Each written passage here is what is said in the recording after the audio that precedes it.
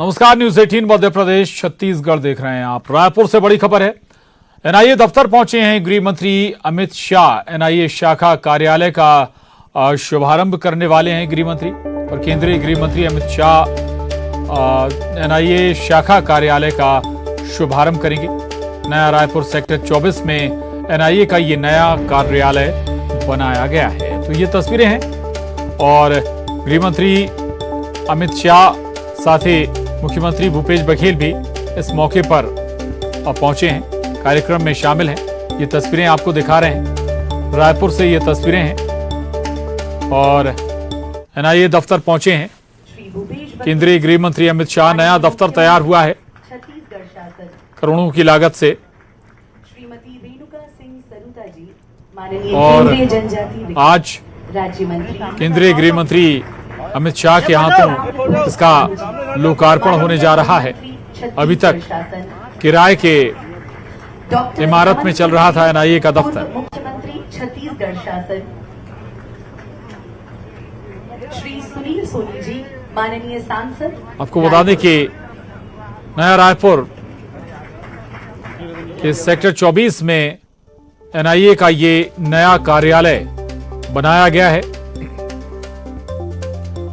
और गृह मंत्री इस कार्यालय का लोकार्पण करने के लिए पहुंचे हैं। खासतौर से पहुंचे हैं रायपुर। इस दौरान कुछ और कार्यक्रम हैं जिनमें गृह मंत्री शामिल होंगे और ये एनआईए दफ्तर से तस्वीरें आपको दिखा रहे हैं जहां पर लोकार्पण का कार्यक्रम। आदरणीय मुख्यमंत्री छत्तीसगढ़ सरकार श्री भूपेश बघेल जी, आदरणीय राज्य मंत्री जनजातीय कार्य मंत्रालय श्रीमती रेणुका सिंह सरुता जी, श्री रमन सिंह जी पूर्व मुख्यमंत्री छत्तीसगढ़, श्री सुनील कुमार सोनी जी, माननीय सांसद रायपुर, स्टेट होम मिनिस्टर साहब, मुख्य सचिव छत्तीसगढ़ सरकार, महानिदेशक छत्तीसगढ़ पुलिस, केंद्रीय एवं छत्तीसगढ़ सरकार के अन्य सभी वरिष्ठ अधिकारीगण, प्रिंट और इलेक्ट्रॉनिक मीडिया के सदस्य, आमंत्रित अतिथिगण एवं एनआईए परिवार के सदस्यगण, मैं आज एनआईए की रायपुर शाखा कार्यालय के नव निर्मित भवन के उद्घाटन समारोह के अवसर पर यहाँ उपस्थित होने के लिए आप सभी का धन्यवाद करता हूँ और हार्दिक अभिनंदन भी करता हूँ। जैसा कि आप जानते हैं कि एनआईए का गठन नवंबर 2008 को मुंबई में हुई घातक आतंकवादी हमले के बाद किया गया था।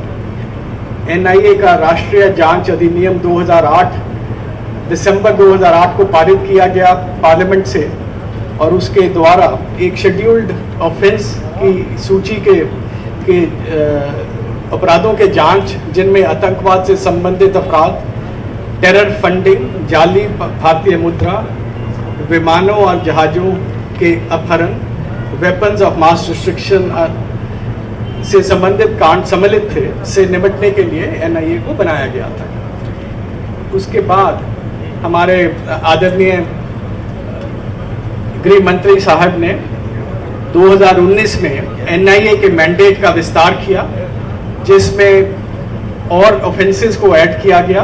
प्रोहिबिटेड हथियारों का निर्माण और बिक्री, मानव तस्करी, साइबर टेररिज्म, एक्सप्लोसिव सब्सटेंसेस के मामलों की जांच करने का अधिकार भी इस तहत एनआईए को दिया गया। इसके साथ ही ऐसे मामलों की जांच का अधिकार भी दिया गया जो भारतीय नागरिकों और विदेशों में अवस्थित भारतीयों के हितों को प्रभावित करते हैं। सो एक्स्ट्रा टेरिटोरियल जुरिस्डिक्शन भी पार्लियामेंट ने 2019 में ये एनआईए को अधिकार दिया गया। ये पहली बार हुआ, एक बहुत बड़ी उपलब्धि थी। ये आदरणीय होम मिनिस्टर साहब के विजन के कारण, इनके रुचि के कारण और इनके बहुत पुश के कारण हुआ। और पिछले 3 सालों में एनआईए का बहुत एक्सपेंशन हुआ है, ज्योग्राफिकल एक्सपेंशन हुआ है। एनआईए के गठन के बाद पहले 10 सालों में, प्रथम 10 वर्षों में एनआईए की 8 शाखाएं थी और जबकि विगत 3 वर्षों में सरकार के द्वारा 10 नई शाखाओं को स्थापित किया गया है, जिसका फलस्वरूप है कि वर्तमान में एनआईए की 18 शाखाएं हैं और अगले 1.5 साल में 2024 तक ये इनका जो नंबर है ये 24 तक पहुंच जाएगा। आदरणीय गृह मंत्री साहब ने हमें एनआईए में बहुत अच्छा एक वर्ल्ड क्लास इंफ्रास्ट्रक्चर भी निर्माण के लिए सरकार द्वारा हमें सपोर्ट मिल रही है। हाल ही के वर्षों में एनआईए के द्वारा लखनऊ, गुवाहाटी और हैदराबाद में अपने कार्यालय और जो रेजिडेंशियल आवासीय परिसर हैं वो भी निर्माण हो चुके हैं। नई दिल्ली में एनआईए का हेडक्वार्टर बन गया है, मुंबई, कलकत्ता वगैरह में ज़मीन भी खरीद ली गई है और ये जो आज जिस का अभी इनॉग्रेशन किया होम मिनिस्टर साहब ने, तो उसमें ये जो हमारी रायपुर की ब्रांच है 2016 में, जून 2016 में इसको खोलने की मंजूरी दी गई थी और सितंबर 2016 में यहाँ काम प्रारंभ कर लिया था एनआईए की ब्रांच ने। और ये जो इसकी जो निर्माण, जो आज ये इतनी शानदार बिल्डिंग जिसका आज अभी उद्घाटन किया आदरणीय गृह मंत्री साहब ने, इस पे लगभग 18 करोड़ रुपया लगा और ये आज इसका उद्घाटन किया गया है। और अपनी स्थापना के बाद एनआईए लगातार जिहादी आतंकवाद, उत्तर पूर्व विद्रोह, वामपंथी उग्रवाद, जाली भारतीय मुद्रा प्रचलन, खालिस्तान उग्रवाद, मानव तस्करी, जासूसी, विस्फोटक पदार्थ और मादक पदार्थों की तस्करी एवं संबंधित आतंकवाद के मामलों का अनुसरण कर रही है। मुझे आपको ये बताते हुए बहुत खुशी और गौरव हो रहा है कि पिछले करीब 10 सालों में 475 से अधिक मामले दर्ज किए एनआईए ने और करीब 2700 से ज़्यादा आरोपियों को गिरफ्तार किया और इसमें करीब 435 अभियुक्तों को अभी तक दोषी ठहराया जा चुका है 104 मामलों में। और ये भी मैं आज बताना चाहूँगा आपको कि एनआईए का जो कन्विक्शन रेट है, जो उसकी क्वालिटी ऑफ इन्वेस्टिगेशन, जो स्तर है इन्वेस्टिगेशन का, वो इतना अच्छा है कि 94% से भी ज़्यादा कन्विक्शन रेट है एनआईए के केसेस का। ये सभी थिएटर्स में, सभी एरियाज ऑफ कॉन्फ्लिक्ट में, चाहे आतंकवाद हो, चाहे वामपंथी उग्रवाद हो, खालिस्तान उग्रवाद हो, सभी एरियाज में, अगर हम जम्मू कश्मीर की बात करें तो वहाँ के की गई जांच ने आतंकवादी समूहों का समर्थन करने वाले जो फाइनेंशियल वित्तीय ढांचा था उसको एनआईए ने पहचाना और उसको नष्ट किया है। ये भी पिछले सालों में आदरणीय गृह मंत्री साहब के उसके मार्गदर्शन में हुआ है और आतंकवादियों को, ओवरग्राउंड वर्कर्स को और प्रमुख जो अलगाववादी नेता थे उनको गिरफ्तार करके उनके खिलाफ आरोप पत्र दाखिल किए गए हैं, जिसके फलस्वरूप सुरक्षा बलों पर पथराव, स्कूलों को व्यवस्थित रूप से जलाने, सार्वजनिक संपत्ति को नुकसान पहुंचाने की घटनाओं में हाल के दिनों में काफ़ी कमी हुई है। इसके अलावा जब हम वामपंथी उग्रवाद की बात करें तो उसमें एनआईए पूर्ण रूप से कटिबद्ध है। एनआईए द्वारा वामपंथी उग्रवादियों के वित्त के स्रोतों की पहचान, केडरों की भर्ती, अग्रणी संगठनों की भूमिका तथा ऐसे क्षेत्र जहां पर उग्रवाद समाप्ति की कगार पे था परंतु उसे पुनर्जीवित करने की कोशिशें चल रही थी ओवरग्राउंड वर्कर्स के माध्यम से, उस पर ध्यान केंद्रित करके मामलों का अनुसंधान कर अभियोजन चलाया जा रहा है। इसके साथ माओवादियों के शीर्ष नेताओं, शहरी बुद्धिजीवी, उन्हें हथियार, गोला बारूद, गोलियां सप्लाई करने के संलिप्त संगठित गिरोह के विरुद्ध भी बड़े पैमाने पर कार्रवाई की जा रही है। अपनी स्थापना के बाद एनआईए ने वामपंथी उग्रवाद के संबंधित 60 मामले दर्ज करके करीब 400 आरोपियों को गिरफ्तार किया गया है और वामपंथी उग्रवाद से संबंधित मामलों में लगभग 10% मामले रायपुर शाखा के अंतर्गत अनुसंधान किए जा रहे हैं। जांच के दौरान आतंकवादियों द्वारा आतंकवादी गतिविधियों को करने या आतंकवादियों या संगठनों के समर्थन देने के लिए उपयोग की जाने वाली बड़ी संख्या में संपत्तियां, भूमि, बैंक खाते, वाहनों का विधि विरुद्ध क्रियाकलाप अधिनियम और अन्य अधिनियमों के संबंधित धाराओं के तहत जब्त कुर्की की गई है। एनआईए द्वारा 15 करोड़ से अधिक की ऐसी संपत्तियों को जब्त किया गया है जिसके अपने कार्य से माध्यम से एनआईए ने माओवादी के संगठित वित्त पोषण पर अंकुश लगाया है।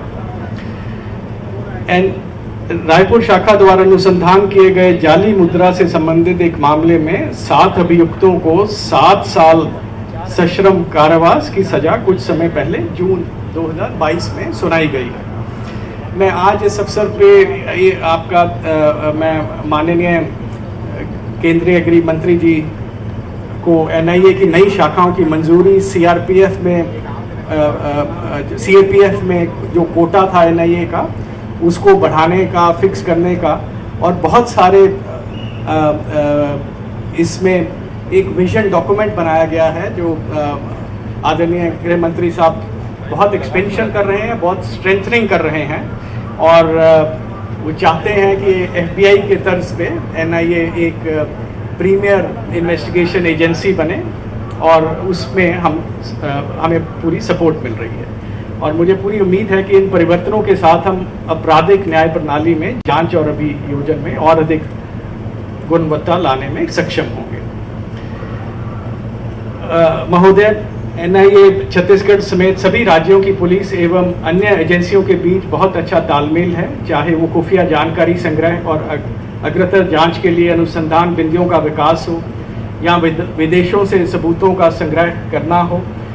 मैंने अभी तक एनआईए की सफलता के बारे में जो वर्णन किया है वो आतंकवाद के खिलाफ सभी संगठनों की सामूहिक लड़ाई में शामिल प्रत्येक व्यक्ति के योगदान का नतीजा है, जिनमें फलस्वरूप से एनआईए के साथ साथ संबंधित केंद्रीय एजेंसी एवं राज्य पुलिस में तैनात अधिकारी भी शामिल हैं। मुझे पूर्ण विश्वास है कि आतंकवाद के विरुद्ध इस लड़ाई में सम्मिलित सभी एजेंसियों के साथ साथ छत्तीसगढ़ पुलिस का भी सहयोग हमें भविष्य में भी इसी प्रकार मिलता रहेगा। आज मैं रायपुर शाखा के नवनिर्मित भवन के उद्घाटन के अवसर पर उन आदरणीय मुख्य अतिथि, आदरणीय गृह मंत्री तथा विशिष्ट अतिथियों समेत सभी अतिथियों का अभिनंदन करता हूं और आभार प्रकट करता हूं। जय हिंद। बहुत बहुत धन्यवाद महानिदेशक जी। आपके इन स्वागत शब्दों के बाद अब मैं माननीय केंद्रीय गृह एवं सहकारिता मंत्री श्री अमित शाह जी से विशेष तौर पर अनुरोध करना चाहती हूं कि वे अपने विचारों से सभा को संबोधित करें और हमें अनुग्रहित करें।